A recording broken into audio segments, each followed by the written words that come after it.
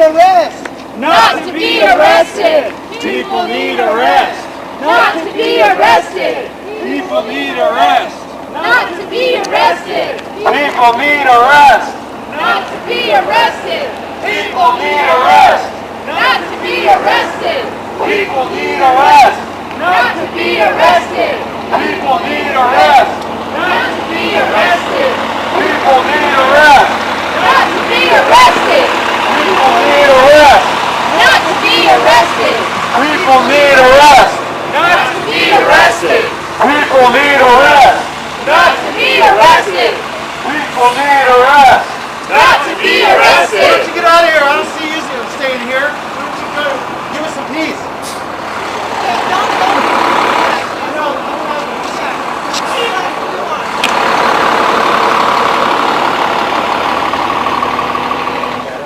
Yeah. Let's stay right out here.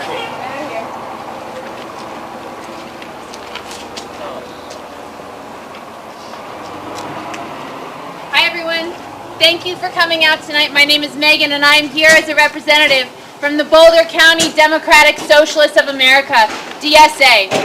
But more so, I am here as a neighbor, as a community member. I am here, we are here, because it is past time somebody spoke up about the dangerous and inhumane practices of the Boulder Shelter for the Homeless. As you may know, we are coming up on the 1-year anniversary of Benjamin Harvey's completely preventable death. Benjamin Harvey was a longtime Boulder resident who, after going through coordinated entry and being referred to our shelter, was turned away by shelter staff. The reason? 9 months earlier, he had tapped on a window after arriving 1 minute late for the mail pickup time. Rather than showing empathy or respect for a fellow human being experiencing a moment of frustration and human weakness, the shelter staff declared him violent and banned him from services for a whole year. The night he returned to the shelter, they reminded him of this small mistake and sent him away. He died that night, following the city's camping ban law that forbids people, but not dogs, from coverings like a blanket. He froze to death. There was a public outcry after Benji's death, which led the Boulder City Council to recommend that the shelter make a number of policy changes that might protect residents from such a fate in the future. These protections would have given residents the right to challenge shelter suspensions and bans through a process of binding third-party arbitration. The shelter and Greg Harms refused. In fact, a whole year has passed and the shelter has made no substantive changes.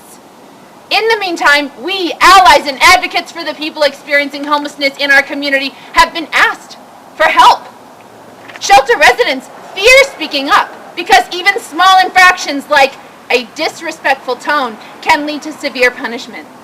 Our neighbors experiencing homelessness have come to us with stories that people are still being subjected to arbitrary and inconsistent rules, that people are still being kicked out for minor offenses with no warning, that residents live in fear of misstepping around a cranky staff member lest they be turned out onto the cold streets.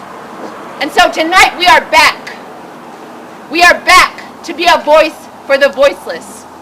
We are back with a letter of demands for Greg Harms. We are back with the strength of more than a dozen community organizations, and we are back with the pledge of support from nearly 300 community members. More every day. We are back to demand justice and to hold Greg Harms accountable. Thank you. Yeah. Woo! If you're lucky, you get to be one of the 160 or less people a night to stay at the Boulder Shelter for the Homeless.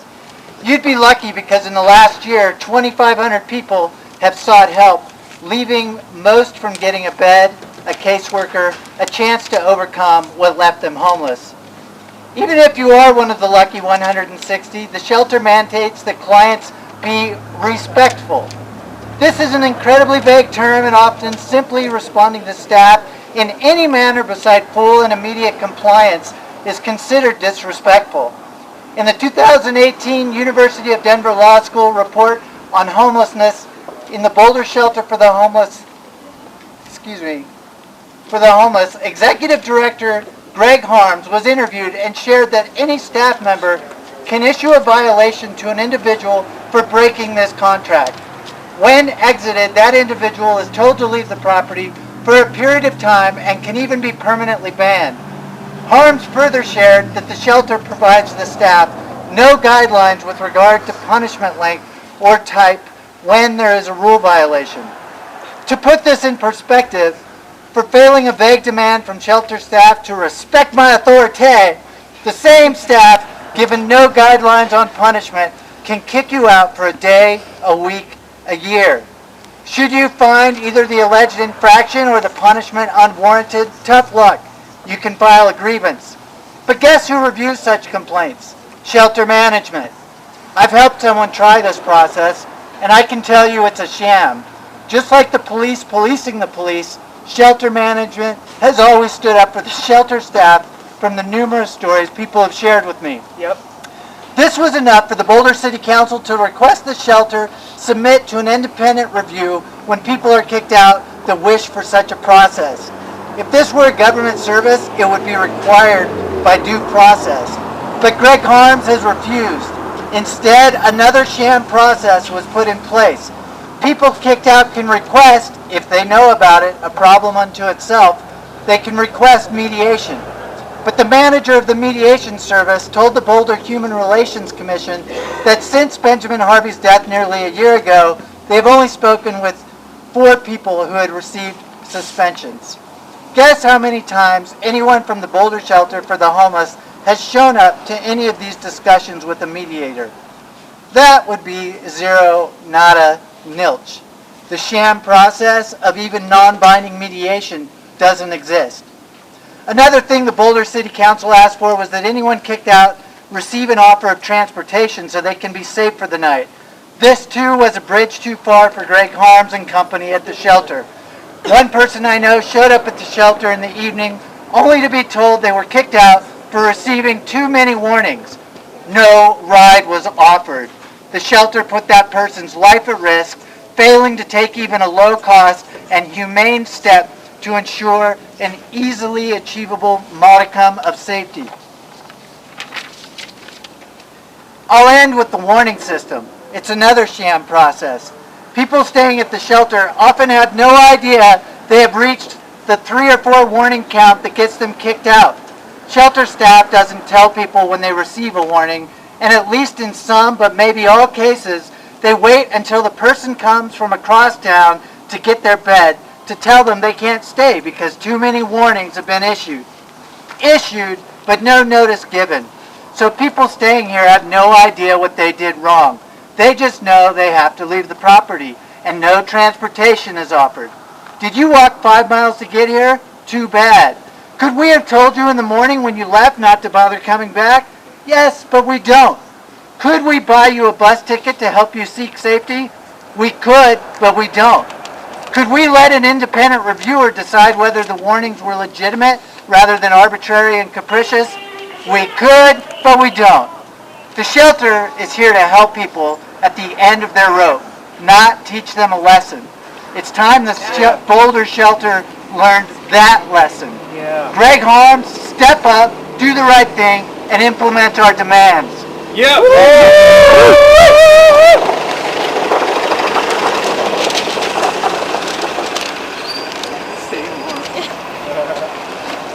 Boulder Revised Code 6-1-7 requires every pet to have shelter.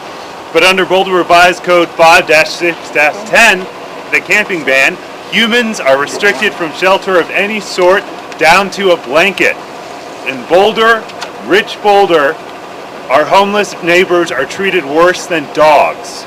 If you're homeless in our city and you can't get into this shelter, the law says too bad, go freeze. And that's exactly what happened to Benjamin Harvey on Christmas Day when he froze to death on a 10-degree night. That was a direct consequence of Boulder City law, It was a legal death by exposure in our city. Last September, in Martin versus the City of Boise, Idaho, the Ninth Circuit Court of Appeals ruled that if shelter is not accessible or adequate, it is cruel and unusual punishment under the Eighth Amendment to penalize people for seeking said shelter themselves. And that is exactly what the City of Boulder does by ticketing folks and jailing folks for the crime of using a blanket under its camping ban, even when they can't access the shelter. The exact pair of circumstances the court ruled was unconstitutional. The University of Denver Stroom College of Law reported that in Boulder, camping ordinance citations are given to people experiencing homelessness at a rate 500 times higher than housed individuals. You want more? Homeless members of our community face excessive scrutiny from laws like smoking tickets, which they receive at a ratio of 300 to 1 compared to housed persons. There is a pattern. The City of Boulder policy is clear. No more homeless people. Lock them up, bust them out, let them freeze, as long as they disappear. City policy will only change when us residents say no more, when we force them. No more deaths in our streets. Yeah.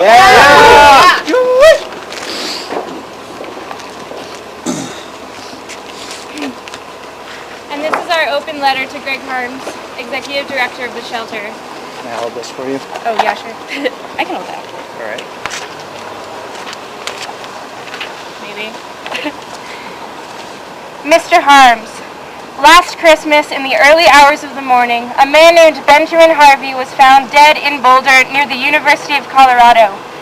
Facing a year-long ban from the homeless shelter, Harvey froze outside in 10-degree weather without a blanket or a sleeping bag due to the city's inhumane ban on urban camping. Despite the fact that Boulder Shelter for the Homeless employees referred Harvey to your shelter through the Coordinated Entry Program, his one-year suspension from the facility still prevented him from accessing a bed for the night. An infraction of shelter rules should never be a death sentence. Yeah. Under your leadership, people experiencing homelessness are subject to the arbitrary and capricious enforcement of shelter rules, often resulting in expulsion from the shelter on unreasonably short notice, with insufficient warnings and no offer of transportation, even though City Council created a requirement for transport to other services in the event of a suspension. With winter approaching, we fear that these policies will lead to even more deaths. Resident efforts to draw attention to the inconsistency, favoritism, and disturbing lack of transparency in staff decision-making are met with further punishment. So they are faced with two choices: obey shelter authorities unconditionally or risk being sent out into the streets. Not only that, but your facility is run without public oversight, despite receiving 1/3 of its funding from public sources. All of this amounts to an alarming lack of accountability for shelter staff, especially considering that they wield power over their residents' access to warmth, food, and a place to rest. It is clear that something must change. In order to prevent future tragedies and injustices in our community, we demand binding third-party arbitration for resident grievances. Yeah. Since Benjamin Harvey's death, the shelter has utilized the city's community mediation services to handle disputes, but only in a non-binding capacity. Given the grave consequences posed by unfair suspensions from the facility, this is not enough. Allowing community mediation services to make binding decisions would ensure that conflicts are resolved more fairly, and we hope that it would amplify the voices of Boulder's most disadvantaged citizens. We also demand that all active suspensions be reevaluated by a third party, and that suspended individuals referred to the shelter through the coordinated entry system be allowed back. Yeah. Yep. Only those with the highest need are referred to the Boulder Homeless Shelter, but those facing prior bans are blocked from receiving the care they need. Those who are banned must sleep on the streets, sometimes in dangerously low temperatures. The severe weather shelter opens its doors in freezing temperatures or snow, but many still face obstacles such as transportation. The risk of unfair suspensions is just too great, and those decisions should be reassessed. So who has the current temperature? 31 degrees.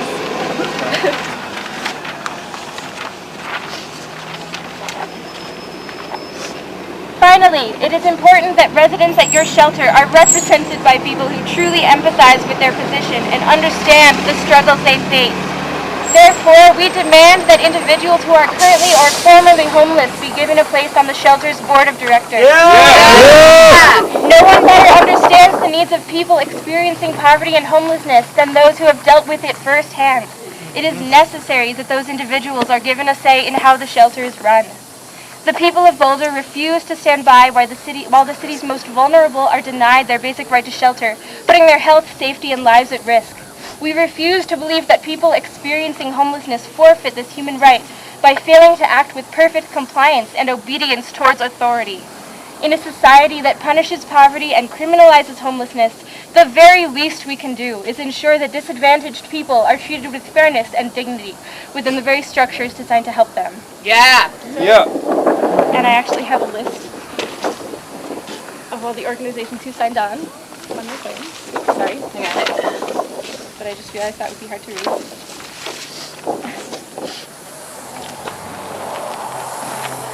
Sincerely.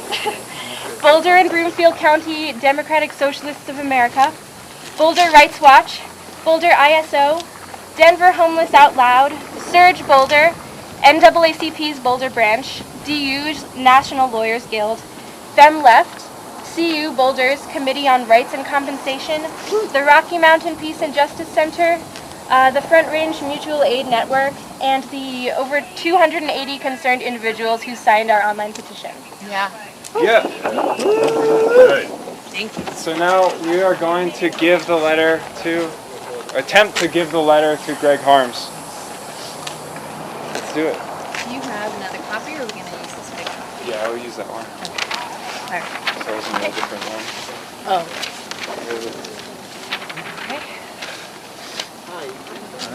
All of us? Yeah. If you don't want to, we're just gonna go up to that door. So, here's the letter. We can tell them that it doesn't have every name, that the list has been growing and growing. What can I hold? Oh yeah. And then do we want this or no? Maybe not. We seem to have their attention. Yeah, for sure. Cool. I think you gotta go that way.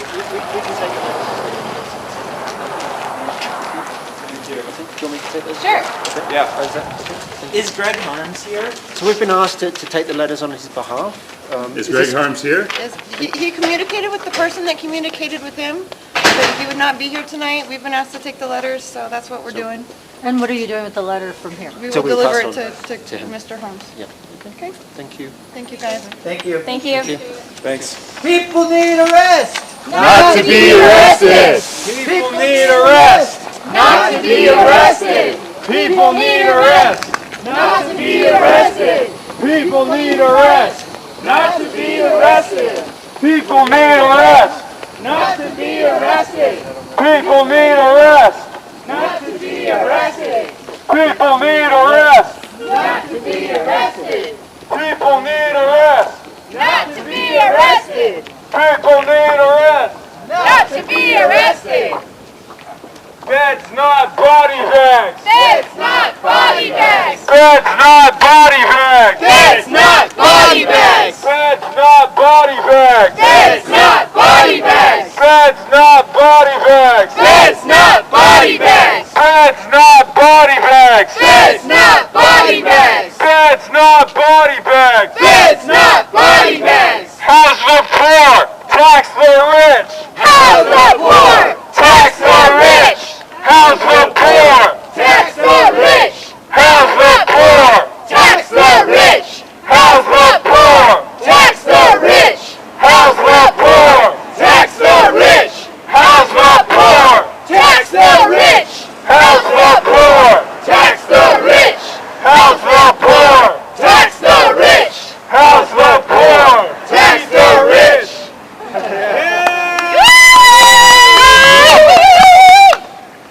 Okay. Success. Good Yes. Thank you all for coming out. This is awesome. This is a great showing. We definitely got the message across. I would say yeah. So, From here we keep pushing. We're gonna meet with Greg Harms. We're gonna let him know he has till January to commit to enacting these changes. And if he doesn't, he'll regret that. It's not a threat. It's just it's a non-violent promise. Well.